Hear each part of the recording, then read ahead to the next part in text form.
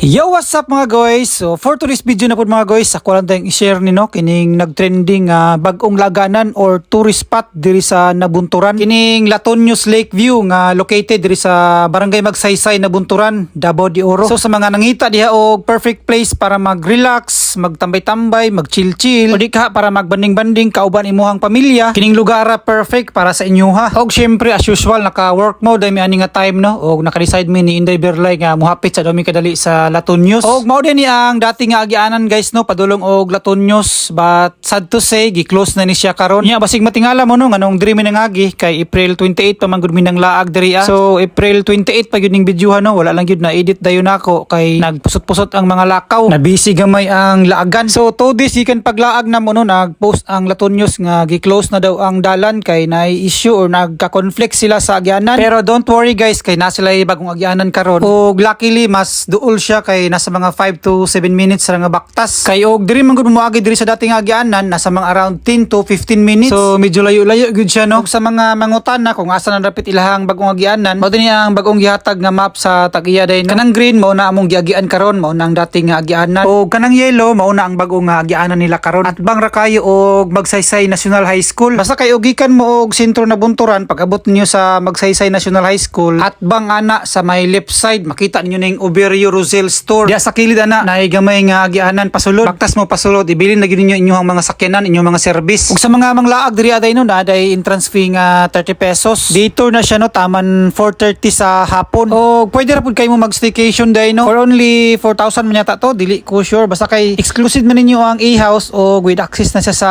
pool. Pero og i-exclusive yun ninyo ang whole area murag 6,500 man yata overnight. Pero para mas sure jud, pwede ra kayo ninyo sila kontakon or i-message sa ilang Facebook page. Or di ka si Sir Nelson ang owner jud mismo sa Latonyos. Ay mo kabalaka kay grabe kayo ka buutan og ka accommodating kayo sila sir og ma'am. Og actually rest house din nila day no, pero naka-decide sila sir og ma'am nga ilahan na lang i-open pud sa public aron ma-share pud nila sa uban kung unsa ka peaceful ug unsa ka nindot ilahang view diring napita. Og sa mga manglaag diri aday no, pwede ra pud kayo mo magdala og sarili ninyong duyan, bangko or mga pagkaon. Pero og wala mo yung mga dala, pwede ra pud kayo mo palit diri og pagkaon kay naman sila mga makaon diri og mga drinks. Og napod sila gakit diri aday no for only 50 pesos lang. Within 30 minutes ma-enjoy na ninyo ang pagsakay-sakay sa gakit. Parehas aning mga magbarkada si Sir Nelson pagid mismo ang nangunay o operate aning gakit. So mao ni isa sa mga pwede ninyo ma-enjoy diri dapita no. Og sa mga hilig og fishing, pwede ra pud kayo mo managga diri sa kay naalang mo'y wati or paon nya og wala pud mo'y taga, pwede ra pud kayo mo mangarkila og taga kay naa sila taga. Og ang nakanindot kay ang inyuhang kuha inyuhan na gyud walay bayad. Og pwede ra pud kaninyo sugbahon or lutoon on the spot. O di ba asa pa kaana kunya ikaw kamo unsa may plano? Abantihi na dayon. Kuluri po na panag sa inyong mga plano.